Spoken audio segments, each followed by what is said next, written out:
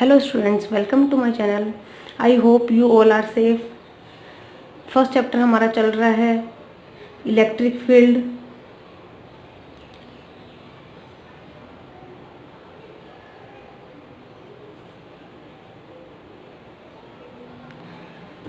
Previous video में हम लोग कवर कर चुके हैं, इलेक्ट्रिक चार्ज को डिटेल में कर चुके हैं एंड टाइप्स ऑफ चार्ज। उसके बाद नेक्स्ट हम लोगों ने methods of charging already detail में कर चुके हैं प्रीवियस वीडियो में। अगर आप लोगों ने प्रीवियस वीडियो अभी तक नहीं देखे हैं तो मैं आपको सजेस्ट करूँगी कि पहले आप प्रीवियस वीडियो अच्छे से देख के आए, उसके बाद आगे चलते हैं। तो इस वीडियो में हम लोग कवर करने वाले हैं unit of charge,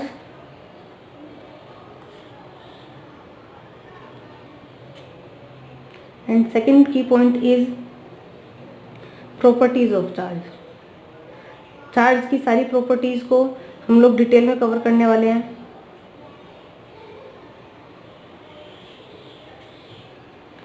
so let's start today's class. Unit of charge, first topic. Unit of charge को निकालने के लिए हमें सबसे पहले यूनिट ऑफ करंट को देखना होगा, क्योंकि in SI system electric current is a fundamental quantity. So in SI system unit of current is a fundamental unit and SI unit of current is ampere, and current is defined as electric current equals to Q upon T. Charge per second flow of rate of charge is called current, electric current. इसकी SI unit है ampere, इसकी SI unit अपने को पता है time की second होती है। सो इस तरीके से हम लोग इसकी SI यूनिट को निकाल सकते हैं। Q equals to IT ampere second. Charge की SI यूनिट आ जाती है ampere second, and that is coulomb, जिसको C से रिप्रेजेंट करते हैं।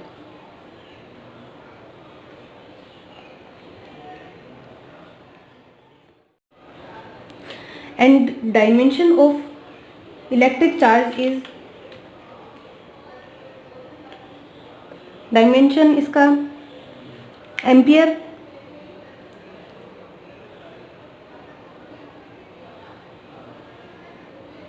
T1 A1, M is missing, L is missing, time 1 second, T1 A1 ampere. Ampere is fundamental quantity and coulomb is derived quantity. उसके बाद coulomb के कुछ relations हैं।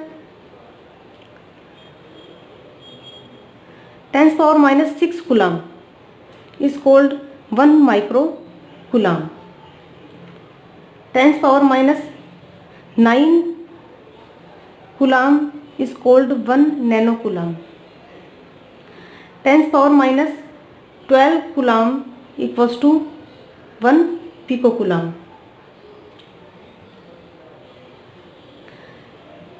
The other unit of charge is Faraday. 1 Faraday equals to 96,500 coulomb, biggest unit of charge. So I hope you all understand the unit of charge very well. Now we are taking our next topic, properties of charge.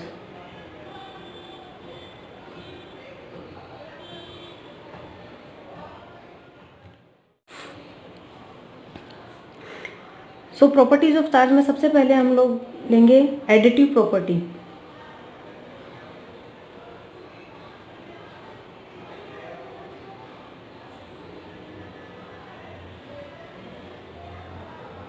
Additive property of charge,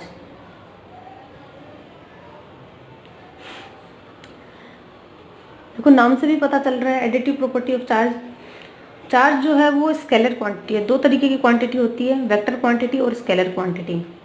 vector quantity जिनके लिए direction की ज़रूरत होती है, और scalar quantity जिनका सिर्फ magnitude होता है, डायरेक्शन की ज़रूरत नहीं होती है। तो वेक्टर क्वांटिटीज़ को ऐड करने के लिए उनके कुछ स्पेशल रूल्स होते हैं, क्योंकि उनके अंदर डायरेक्शन को भी ऐड करना होता है, जो कि आप 11th क्लास में अच्छे तरीके से डिटेल में पढ़ चुके हो। स्केलर क्वांटिटीज़ जो होती हैं उनको ऐड करना, टोटल निकालना काफ़ी आसान होता है, वो डायरेक्ट मैथमेटिकली ऐड हो जाती हैं। उसी तरीके से चार्ज जो है वो एक स्केलर क्वांटिटी है, तो उनको टोटल चार्ज निकालना काफ़ी आसान है, नॉर्मल मैथमेटिकल प्रोसेस के थ्रू ऐड कर सकते हैं। जैसे कि कोई भी एक सब्सटेंस है, इसको पहले +3 चार्ज दिया गया, यानी कि पॉजिटिव चार्ज दिया गया, +3 में चार्ज दिया गया, उसके बाद इसको +4 चार्ज दिया गया, उसके बाद -5 चार्ज इसको दिया गया, ठीक है। पॉजिटिव चार्ज दिया गया, उसके बाद इसको नेगेटिव चार्ज दिया। तो इसके बाद में इसके पास टोटल चार्ज कितना हो जाएगा, देखो +3 +4 -5, 7 -5 +2। इफेक्टिव कैसा रहेगा, पॉजिटिव चार्ज इसके ऊपर इफेक्टिव रहेगा और 2 पॉजिटिव चार्ज इसके ऊपर टोटल रहेगा। इस तरीके से डायरेक्टली इसको ऐड करके टोटल चार्ज को निकाला जा सकता है। मान लो ये कोई सब्सटेंस है, इसको इस बार हमने -5 चार्ज दिया है, -5 इलेक्ट्रॉन है इसके पास, उसके बाद में -2 इलेक्ट्रॉन +1। तो इसके पास इसके ऊपर टोटल चार्ज कितना होगा, कौन सा चार्ज इसके ऊपर इफेक्टिव होगा, -5 -2 +1, 7 -1 6, लेकिन इफेक्टिव किस टाइप का होगा, माइनस का, नेगेटिव चार्ज इसके ऊपर इफेक्टिव होगा। ये जो प्रॉपर्टी है ये होगी additive property of charge. So next property पर चलते हैं।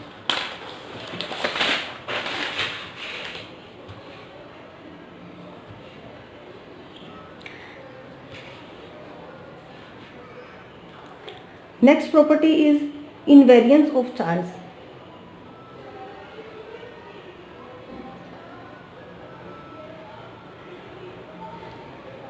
Invariance of charge. Invariance of charge. Q at rest equals to Q at motion. Charge जो है वो स्पीड के इन्वेरिएंट होता है। इसका मतलब ये है कि स्पीड का चार्ज के ऊपर कोई इफेक्ट नहीं होता है। कोई भी एक बॉडी है, उसके ऊपर कितना भी चार्ज है, कितना भी आप अंडरस्टैंड कर लीजिए, +4 चार्ज है या -4 चार्ज है, अगर रेस्ट पर उसके पास इतना चार्ज है तो वो कितनी भी स्पीड पर रहे वो बॉडी, उसके पास उतना ही चार्ज रहेगा, चार्ज में कोई भी तरीके का वेरिएशन नहीं आएगा। ये प्रॉपर्टी होती है इन्वेरिएंस ऑफ चार्ज। पर ऐसा कोई ज़रूरी नहीं है कि हर एक जो क्वांटिटी है उसके साथ में ऐसा ही हो, स्पीड के इन्वेरिएंट रहे। लाइक अगर मास की बात करें तो मास जो है वो स्पीड के साथ में इन्वेरिएंट नहीं रहता है, उसमें वेरिएशन आ जाता है। अगर हायर स्पीड की बात करें, v = c, लाइट की स्पीड से अगर बात करें हम लोग, लाइट की स्पीड पर आकर मास जो है वो हायर हो जाता है, थोड़ा सा उसके अंदर चेंज आ जाता है, तो वो जो है मास को इन्वेरिएंट नहीं माना जा सकता स्पीड के साथ में। लेकिन चार्ज की अगर बात करें तो चार्ज जो है वो इन्वेरिएंट होता है स्पीड के, and this is property is called invariance of charge.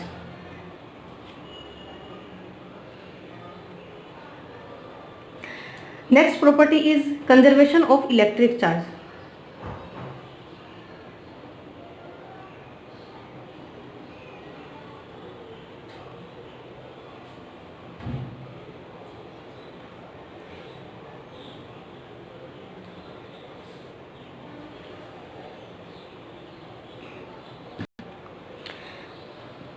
Conservation of mass, conservation of energy, same उसी तरीके से कंजर्वेशन ऑफ इलेक्ट्रिक चार्ज। अगर एक आइसोलेटेड सिस्टम की अगर बात करें तो चार्ज जो है वो कंजर्व्ड रहता है। Charge neither can be created nor be destroyed, it can only be transfer from one substance to another substance. जैसे कि फ्रिक्शन वाले टॉपिक में हम लोगों ने देखा था कि इलेक्ट्रॉन जो है, ऐसा नहीं है किसी एक सब्सटेंस पर चार्ज जो है वो अचानक से क्रिएट हो गया, किसी एक सब्सटेंस पर अचानक से पॉजिटिव चार्ज आ गया, अचानक से नेगेटिव चार्ज आ गया, ऐसा नहीं होता है।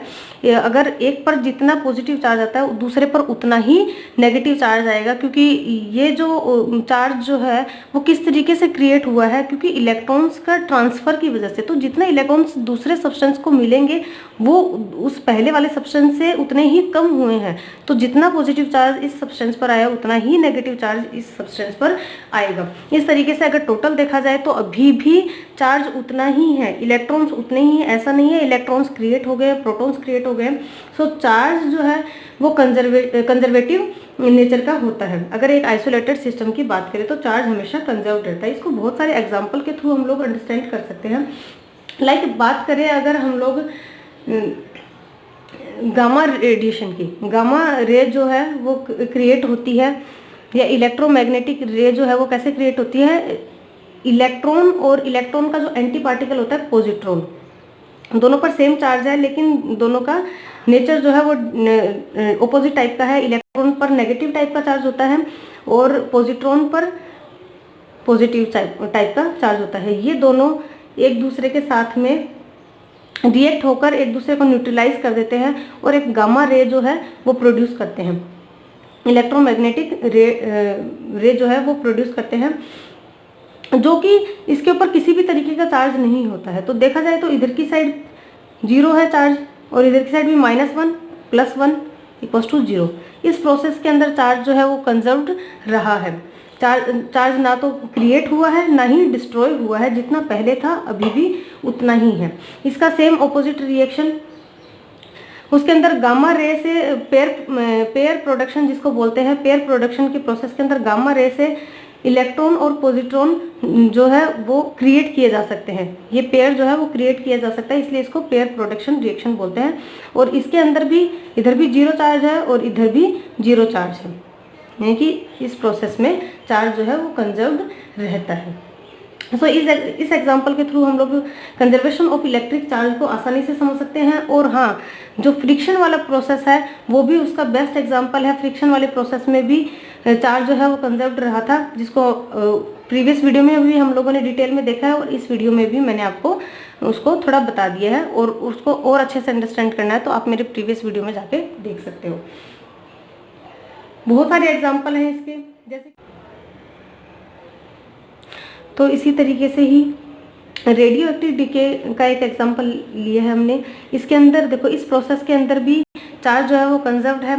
यूरेनियम जो है वो एक अल्फा पार्टिकल को डीके करके थोरियम बनाता है। इसके अंदर यूरेनियम 92 पर आता है, थोरियम 90 पर, एंड हीलियम पार्टिकल हीलियम जो है वो 2 नंबर पर आता है। तो 92 और इस साइड में 90 + 2 92, यानी कि चार्ज जो है वो कंजर्व्ड रहा है इस प्रोसेस में भी। ये एक दूसरा एग्जांपल है कंजर्वेशन ऑफ चार्ज का। उसके बाद नेक्स्ट हमारी प्रॉपर्टी है quantization of charge.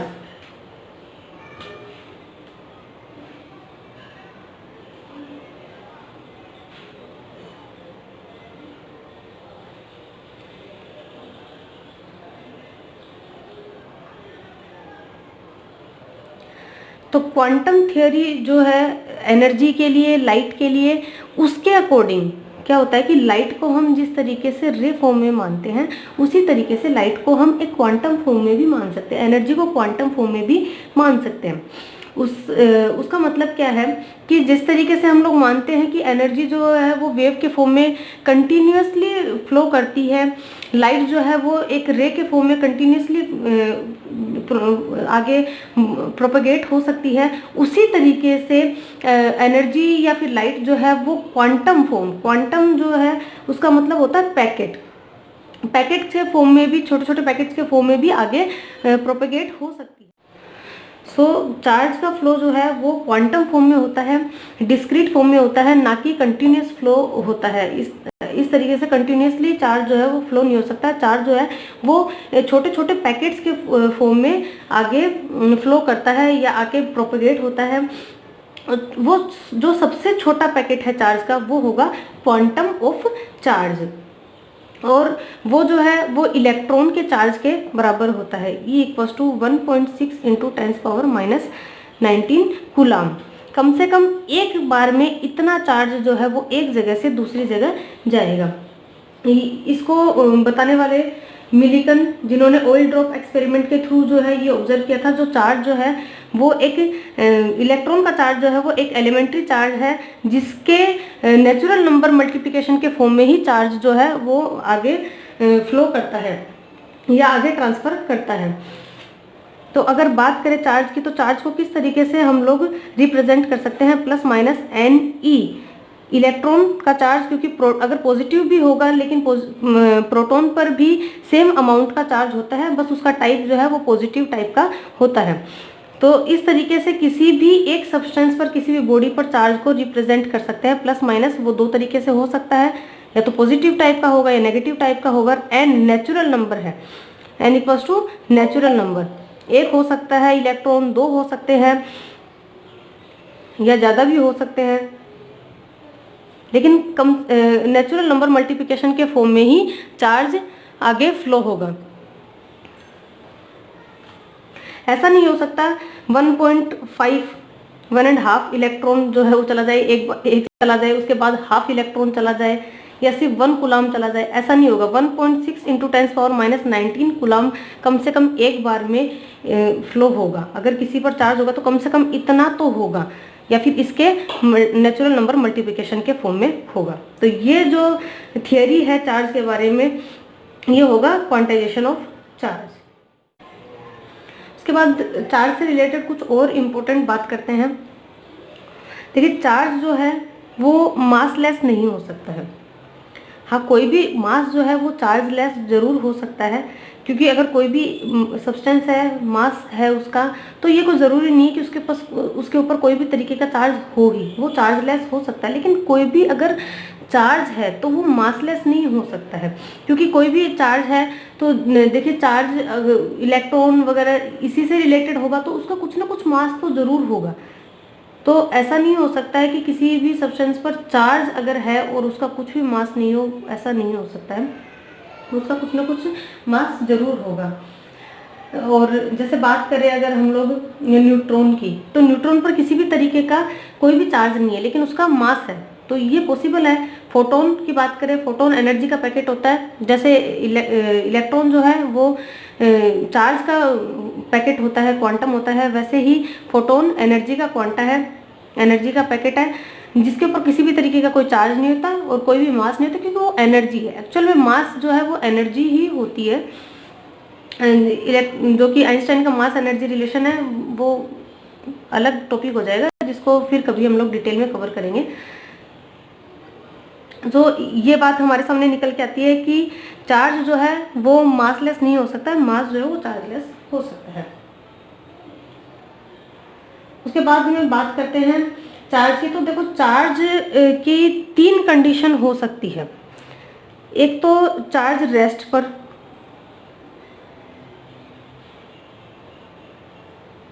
Charge at rest. Second, charge at constant velocity.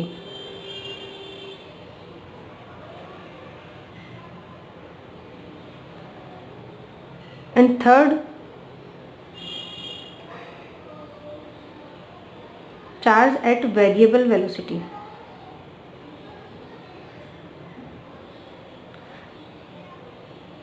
देखो, 12th क्लास की फिजिक्स के अंदर, पूरी जो फिजिक्स का उसके अंदर हम लोग ये तीनों ही कंडीशन डिटेल में अंडरस्टैंड करते हैं।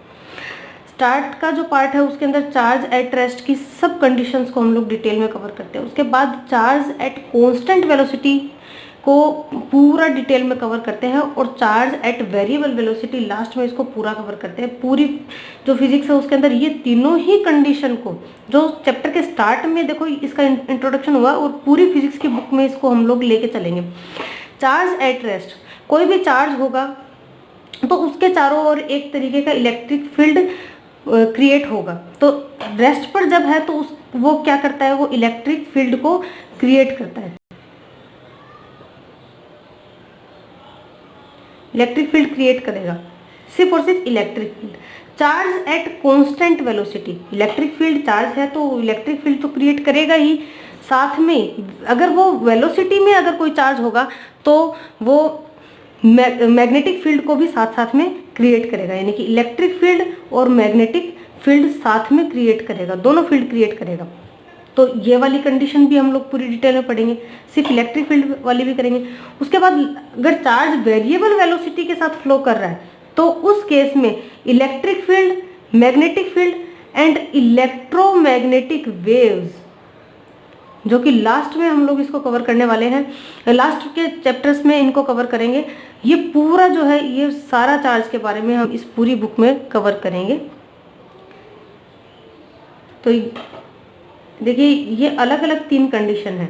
रेस्ट पर है तो सिर्फ इलेक्ट्रिक फील्ड, वेरिएबल वेलोसिटी के अगर में है तो इलेक्ट्रिक फील्ड तो जैसे रहेगा ही, मैग्नेटिक फील्ड को इंड्यूस करने लग जाएगा।